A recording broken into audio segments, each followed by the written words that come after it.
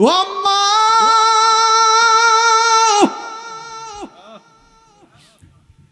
ও পুমকারার আম্মা,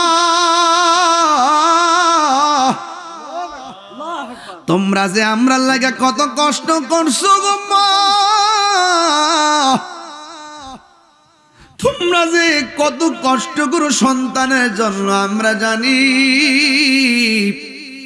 ও যুবক, ও আর যদি 1 মিনিটের জন্য ভালো লাগে থাকে, গরু আইনা জবাই করলে কোনো লাভ হইতো না, কুরবানি দিলে কোনো লাভ হইতো না যদি মার মনে হালকা কষ্ট থাকে। এই কষ্ট যারা দিবে, দিয়ে হজ করলে লাভ হবে না। মাকে কষ্ট দিলে হজ করলে লাভ হবে না গো।